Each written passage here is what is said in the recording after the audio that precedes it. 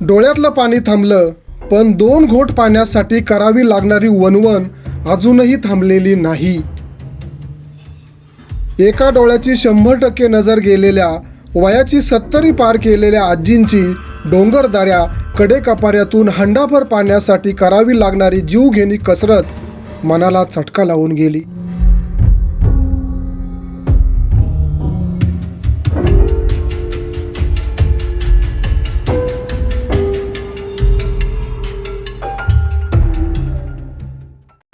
तिथं काड्यात पाणी होत्या तिथं कुठं?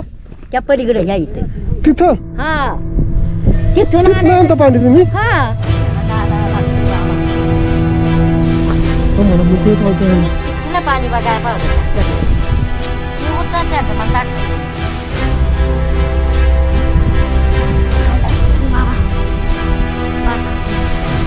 घेऊ का मग?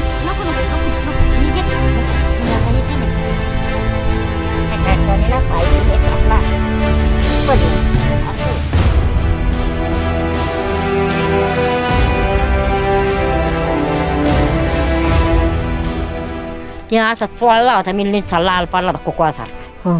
चोळला मग ते डोळाच गेला बाकरी इकडे टाकायला ह्या इकडेच पडते हा ना मग एका डोळ्याने काय करणार हा ना, ते डोळ्याला आग लागली आणि पाण्याला आग लागली. आणि पाणी नाही काय करणार मग मला रडाय येतं बाबा 5 रुपये 2 रुपये अयो. म्हणजे फाट्याचा मोठा भारा न्यायचा हा, तिथं खाली न्यायचा आणि कडेतनी खाली न्यायचा हा. आणि खाली गेलं काय माळा होते तर 2 करायचं अच्छा. म्हणजे 2.5 रुपयाला बारा म्हणजे 5 रुपये 2 बारीचं 5 आणि आम्हाला ठीक महिनाभर पुरड येते आपलं झरा असतो याला काही हा. त्या डोळ्यात बघताय ना त्या डोळ्यात पांढरच पडलाय पार. तुझं लग्न तवा झालं मी तवा. लग्नात ना हे बघ एवढी थांब थांब थांब. कळायला लागले मला कळलं की लगीन झालंय आपलं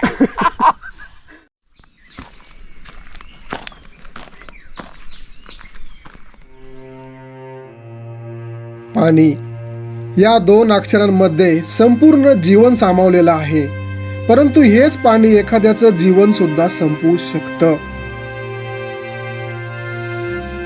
2 धरणं बाजूला असून दररोज 2-2 तास पायपीट करून हंडाभर पाणी गोळा करावं लागतं ह्या फुलाबाई ढेबे आजीला.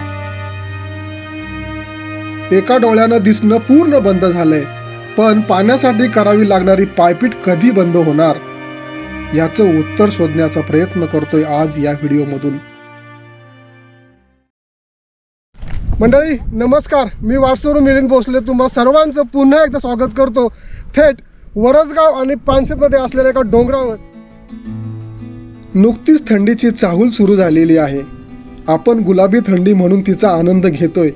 मात्र याच थंडीत पाणी टंचाईची चाहूल लागलेल्या फुलाबाई आजी डोक्यावर हंडा घेऊन पाण्याला जाताना दिसली. चौकशी केल्यावर समजलं की का कड्याखाली झऱ्याचं पाणी असतं त्या ठिकाणी चालली आहे ती. सहज एक उत्सुकता म्हणून आजी बरोबर निघालो. नक्की हे पाणी कुठं आणि किती दूरवर आहे हे पाहायला. एका अर्थानं बरं झालं आजी इथंच भेटल्या, नाहीतर घरी गेलो असतो तर चुकामुक झाली असती. पाण्याला चालेल कुठं आहे पाणी? इकडे किती लांब आहे? बरंच लांब आहे तरी पण किती वेळ लागतो? थोडासा टाइम लागतो तिथून आणायचं ना. अरे बाबा काय बोलायचं आणि ह्यो गुडघा गेला माझा चालताच येत नाही. गुडघे नीन खाली जाईल कस तरी फर वर नाही सर्व त्याच्यानं पुढं पाणी नाही आता पुढं साठून बिटून तिकडे नदीने आपली गुरं यायची नदी म्हणायला. आता तू म्हणतेस एक डोळ्याने दिसत नाही, ह्या डोळ्यात बघताय ना ह्या डोळ्यात पांढरच पडलाय पार. नाही ह्यानं नाही दिसत अजिबात अजिबात अजिबात नाही. ह्या डोळ्याने थोडंसं दिसतं आपलं चापत चापत. मग ते काम होते का व्यवस्थित तुला सगळी?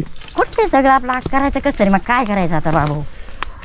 तसं ना आता इकडं इतकी आडमाल घाल तुम्ही राहत आहे, कुठं गुराच्या मागे गेली दड पडली बिडलीच म्हणजे काय करायचं आपल्याला लागते पोटाला जाल मग जिथं जीवाच्यावर माणूस खातच ना थोडंफार. मग इथं काड्यात बी आहे पाणी इथं आता आला ना इथं काड्यात बी आहे आपलं झऱ्याचं पाणी. बर पण ते असं कडेतनी उचलून जावं लागतं. हे जवळ आहे का मग? नाही शेंती सारखंच आहे. एवढ्या वयात कष्ट करण्याची ताकद या लोकांना कुठून मिळते? ज्या ठिकाणी रिकामं चालणं अवघड होतं त्या ठिकाणी डोक्यावर हंडा घेऊन ही आजी कशी येणार हा विचार करत करत तिच्या मागे चालू लागलो. तिथून आणतो पाणी आम्ही. बापरे बाप. पाणी नसल्यावर काय करायचं मग? हा मला आता आहे ना मोकळं आलं वरती आम्हाला चालवता आहे ना. हा ना. आणि तू म्हणतेस पाणी खाल्लं. आणि मग गुरा खाली नाही तिथं पाण्याला. अरे बापरे आणि बाप. तिथून मग आपलं त्या गुरांचं गा आणायचं आपला बांधा भरून. चांगली पायपीठ आहे. हा मग त्यामुळेच का तुम्हाला कुठला आजार नाही का? आजार नाही तर काय आहे बाबा, सारखे आजारी पडतो. एवढा व्यायाम चाललाय ना थोडा. हा यम आहे ते आहे. आजार असतो तर खायला असतो. आणि माणूस बसलेला ना आजारच होतो माणसाला, बसलेल्या माणूस काय आहे माणूस.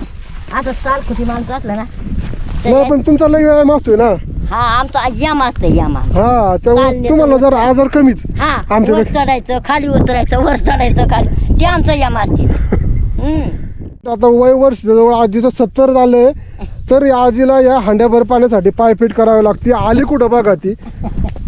इथं वरती घर आहे त्यांचं, हे इथं वरती टोकाव, इथं खाली यायला लागतंय.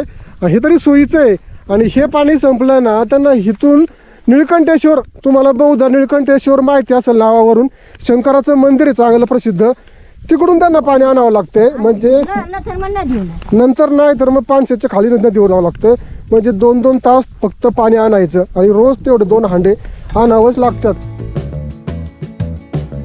डोंगर उतारावरून जेमतेम एक माणूस कसा बसा चालू शकतो एवढ्या अरुंद वाटेने चालत कड्याच्या खालच्या बाजूला येऊन पोचलो.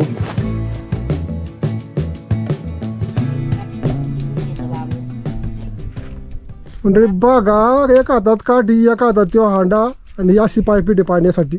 पाण्याचं आणि अजून उन्हाळा चालू व्हायचंय. अजून उन्हाळा व्हायचं मग तर आमची लय तारा वाई. कुठं इथंच पाणी आहे का? तिथं वरती आहे थोडंसं इकडे आहे का? माणूस अरे हे पाण्यासाठी तुमचा जीव जाई ना काही दिवस. जीव जात मूर्खांचा माणूस रातचं रीतचं पाणी बघावं लागतंय. आपलं थोडंसं आहे तेवढं आपलं 2 हांडा न्यायचं एवढ्या पाण्यात. इथं असं केलंय. आता पिया पुरतंय हे बघा, ते हे काही पाणी. नाही पुरत पाणी, थोडंच पुरतंय. हा. या आणि लय उन्हाळा लागलं तर पुरतच नाही इथलं पाणी. आम्हाला एवढ्या पाण्यावर कसं माणूस जागायचं, आंघोळ कशी करे, गुरांना कसं दाखवावं आणि आपण पिवावा किती.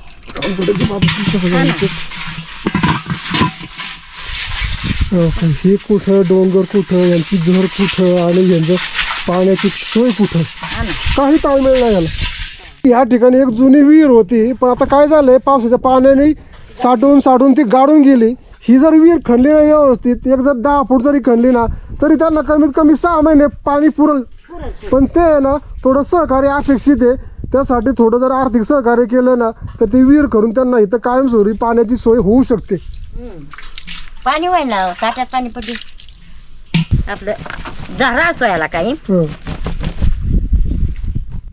बघा हे असं पाणी भरायचं आणि आपल्याला शहरामध्ये नुसता नळ चालू करायचा आहे. ते कंटाळा आणि काही दिवस तर नळ अख्खा दिवस चालू असतो, कारण आपल्याला बंद करायचा कंटाळा असतो.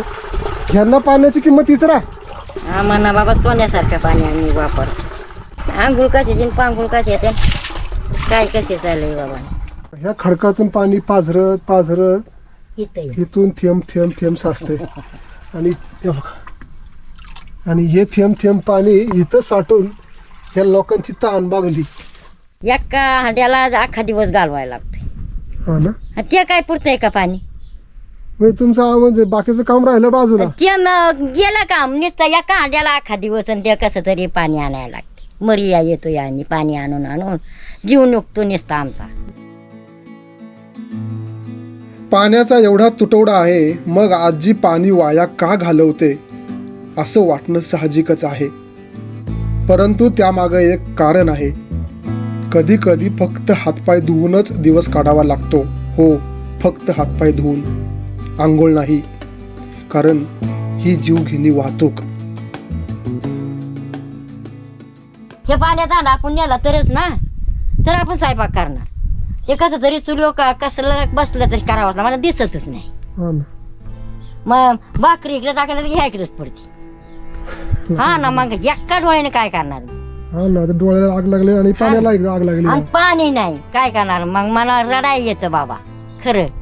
कारण दिसाना एखाद बार ठेसून मी पडते. मी आपली संध्याकाळची तर ठेस आलती लई, कारण दिसत नाही ना.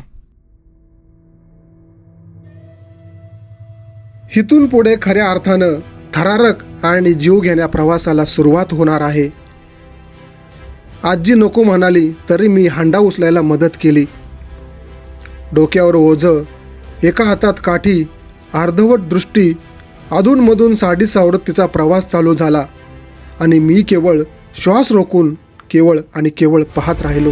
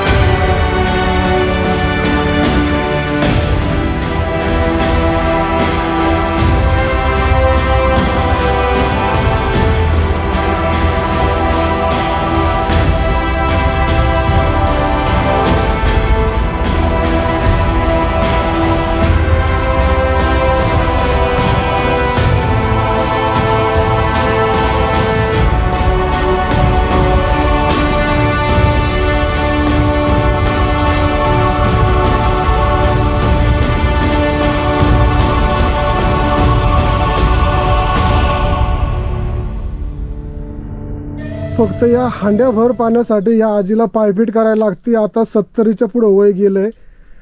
फक्त पोटासाठी आणि 4 गोट पाण्यासाठी, बाकी काही नाही. आणि आपण जे शहरामध्ये पायपीट करतोय ते आपलं वजन कमी करण्यासाठी, पोट कमी करण्यासाठी. आणि ह्या लोकांना जी पायपीट करायला लागती ते 4 घास पोटासाठी आणि 4 गोट पाण्यासाठी. किती विदारक अवस्था आहे. पुण्यापासून केवळ 35-40 किलोमीटरच्या अंतरावर आहे. आणि 2 धरण आहेत बाजूला. इकडं वरसगाव, तिकडं पानशेत. ते म्हणतात ना, धरण उशाशी आणि कोरड गाशाशी. गाशाला पाणी नाही, बाजूला 2 धरण आहेत. कसा हा जीव घेणा प्रवास. कधी जर पाय घसरून पडलं संपलं ना पाण्यासाठी. तिथं काड्यात पाणी ठेवत्या तिथं. कुठं? त्या पलीकडे ह्या इथं. तिथं हा तिथून नाही आणता पाणी तुम्ही? हा. सोपं आहे मला सांगा आजी. आता तिथून खाली उतरायला तेव्हा का तिथं त्या इथे त्या झाडा दिसतात ना, हा. त्याच्या वैली बाजूस. आणि ते खाली उतरायचं कसं आणि चढायचं कसं? बाबा डोळा तुमचा डोळा फिरतील. कठीण आहे. पाणी आणावं लागतं. हे तुम्हीच करू जावा बाबा. हे कोणाचं काम नाही. आपण असं म्हणतो की माणसाला उतर वयात जरा आराम पाहिजे, पोरांच्या हातचं जरा सुख पाहिजे. कसलं सुख आणि कसलं काय? केवढं ही कटकट आणि केवढा त्रास आहे हो. दमले आता आजीबाई. घेऊ का आजी मी? आम्ही रोजच नेते हा ना, तू म्हणशील घे ना, एक दिवस उद्या काढून मारणार आहे. आम्ही रोज नेते का आजच आहे का आमचं? थांबत थांबत आपलं. हा थांबत आता उभं राहतात आपलं. त्याची तिकीट आपलं करायचं का? मग काय करायचं? पर्यायच नाही त्याला. दम लागला का बाबा उभं राहायचं आपलं. तरी बारीक हांडा येऊ, हा मोठा हांडा आपल्याला येतच नाही. नाही ना.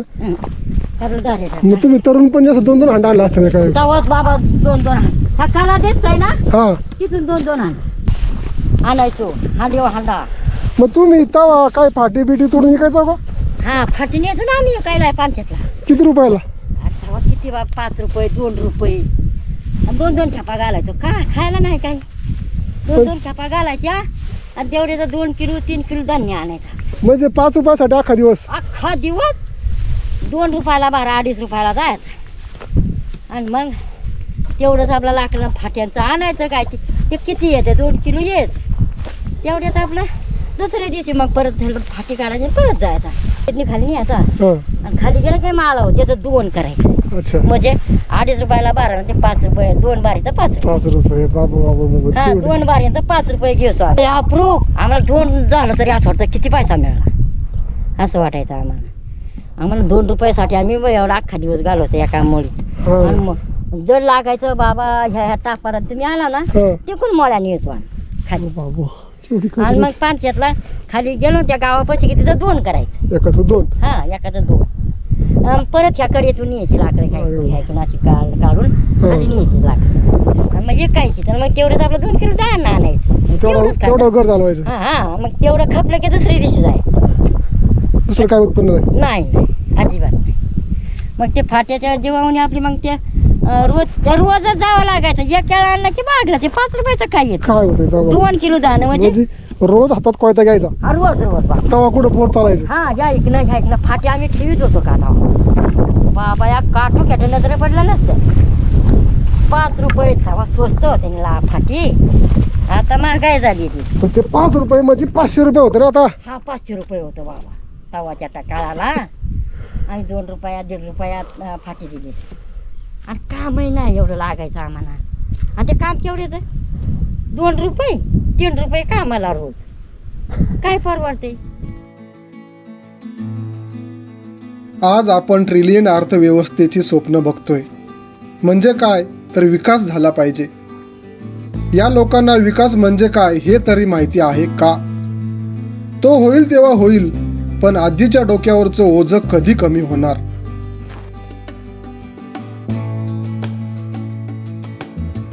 आजीच्या रोजच्या ह्या जीवघेण्या प्रवासाच्या सुखदुःखाच्या आणि कष्टाच्या गप्पा ऐकत ऐकत घरापर्यंत कधी पोचलो कळालं देखील नाही. नको नको नको उतर उतर.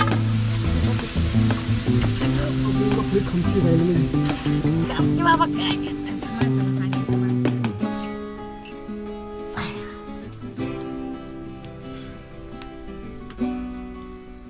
गावाची ती आपली पहिल्या राजेची.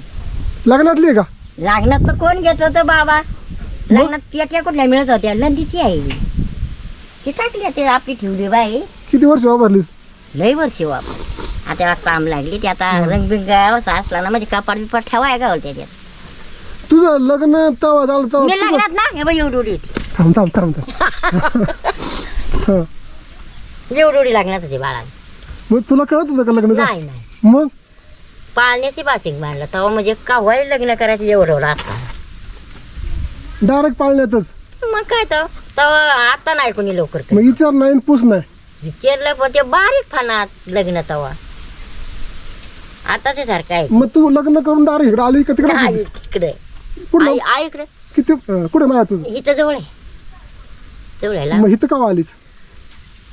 कवा लगीन झाल्यानंतर? लय दिवसांनी 7-8 वर्षे. हा का? मग बारीक म्हणलं कशाला कोण येते. लय बारीक मी. मग ते लगीन झालं कुठं? लगीन इथंच झालं असणार. आता मला तरी काय कळतं एवढं ते पण पण ना तुला आठवत? आमच्या तिकडं आईच्या तिथं झालं. हा. इथं नाही. मग तुला कधी कळलं माझं लगीन झालंय म्हणून? हा ती मोठी झाली हो. तुला कोणी सांगितलं? कळायला लागली. हा कळायला लागली हो. मला कळलं की लगीन झालंय आपलं. मग तुम्ही आम्ही सांगितले की तुझं लग्न झालंय तेव्हा माहिती झालं. यो कागद टिकतो का आजी? नाही नाही ठीक आहे दुसरा आणावं लागतं. तरी बाबा लय गळलंय आणि वाऱ्याने वाराचं पाहिलं ना पहिला आला होता. हो लय वार होत तेव्हा. आता लय मजा आहे. आता लय बरं आहे उलट. हो लय चांगलं आहे बाबा. बघा आजीच्या घराची अवस्था काय. आजी इकडं का पत्रा लावलाय जास्त?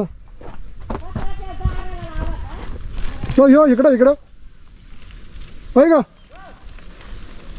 दरावर आपला गुराना नाही नाही हे पत्र काय लावला होतास? कोणता शुका हा तो ह्या दाराला. हे दाराला लावलंय व्हय. आता हे किती दिवस लिपायचं ग? अरे ह्याला बाबा हे आता नीट केलंच पाहिजे. हा नीट केलं पाहिजे. ह्याला माती नाही ह्याला आता चिक हे चिखलातल्या भीती आता. हे मग काय गळतं ना हा हा. ते कागद टाकलेलं आहे. आजीचं घरात काय दिसणार पण. आजी तुला मला सांग आता तुझा डोळा पण एक काम करीत नाही मग तू काम कशी करतीस? अरे बाबा चापून आपलं मग काय करू आता. कसं करावं हे बघा लाईट नाही लाईट आणि त्यात आजीला दिसायला का डोळ्याने येत नाही व्यवस्थित. दिसलं तरी असतं तर माणसाला काय नाही होत. कशी करतात साहेब बघ ती बघा. आजीची चूल बघा हा संसार आजीचा. 4 भांडी काय व बाबा. अरे बाबा काय करू चाप दूध बीज नाही ना तर पण आज घर लय चकाचक ठेवले, स्वच्छ ठेवलेस बाबा तू. कुठं आतो ना. नाही हे पण काय ना मोठी बिटी चांगली व्यवस्थित ठेवलीस. अरे बाबा मला हे बघा गुड बस बस बस बस बसाय देते ना. नको नको बसलो मी. आखी आला इथं उखाळ पडे आजी. हाय असं बसाय. मग त्या ह्याचा कधी वापर करते उकळायचा. हा काय ना आता दाना नाही धना नाही बरं आपलं काय हा. असावं. आम्ही घरी कुठायचं पहिलं बात आणि घरी दळा नाचायचं आमचं. नाचणी असली ना हा की घरी अर्धा कप तुम्हाला चहा करते. नाही मी ना चहा पित, चहा नाही पित. नको करू बस 5 मिनिटं बोल माझ्याशी. शेताव करायचो नाचणी बिचणी आम्ही करायचो पर भाताची नाही तर सोय आम्हाला. नाही ना भात आपला इकत तांदूळ नाही तर फरनाचीचं शेत करायचो आम्ही पहिले. वर आहे होता का. वरायवा त्या तवा नाचणी आता नाही कोण करीत. आता तुम्हाला 4 पैसे कमवायचा काय मार्ग आहे मग. कुठलं 4 पैसे आपलं कोणाच्या कामाला गेलं तर आपलं मग आपलं खर्च पाण्याला आपलं होत पण आता म्हणते डोळ्याने दिसत नाही. नाही ते मग करायचं आपलं कसं तरी. मग काय करायचं आता एका डोळ्याने आपलं हा मग एका डोळ्याने जाते आपली मी कामाला. आता हे राहणार मग काही चुकाट्याची सापाईपाची काय भीती. नाही आपलं हेटाने असा घासपान फिसान काढायचं ना घराचं मिरचं. मग का असं घरात नाही काय झाला. नाही नाही ना. घासपान काढायचं घरा बसून घासपान नाही ठेवायचं. ते आता झाले हा न ते लोक काढावं लागतं असं ह्या मेरानी त्या मेरानी काय घरात फक्त ती बोळा यंदा कशी झाली भाऊ ही वीज पडली नाही मग आमचं सारावून असं सारखं बोळ नाही आम्ही ठेवीत. भीतीला बोळ नसतं. मग आता बोळा नाही तर फक्त ती भीत पडली ना ती तिथली पडली तेव्हा ती व्हायची पडली.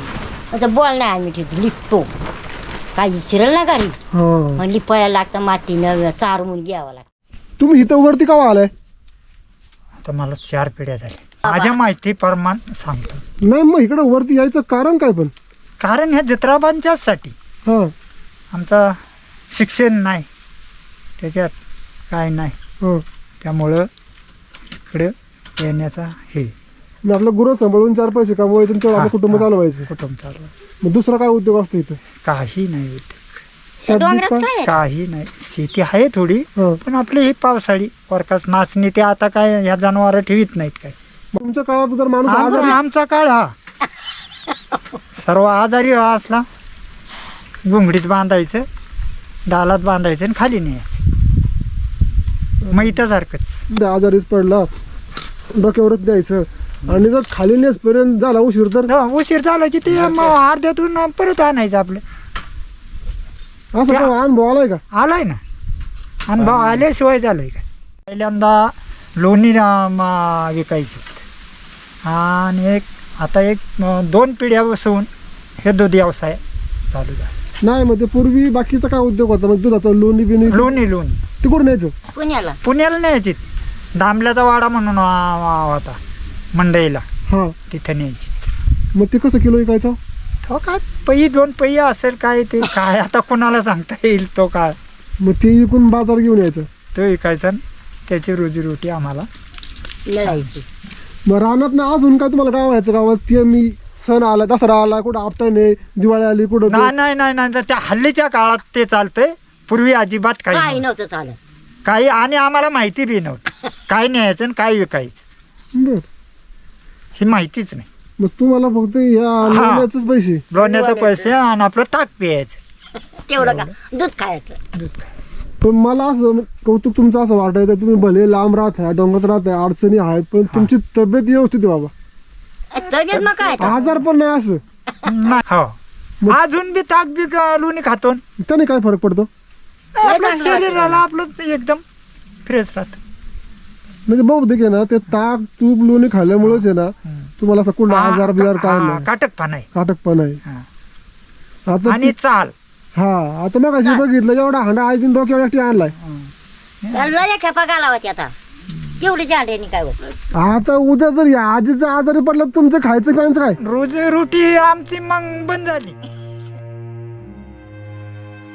मंडळी या लोकांचं वय जरी वाढलेलं असलं तरी कष्ट करण्याची जिद्द तरुण माणसापेक्षा कमी नाही. चेहऱ्यावर सुरकुत्या पडल्या तरी समाधानाचं तेज एखाद्या चित्रपटातील नायिकेच्या सौंदर्यापेक्षा कमी नाही.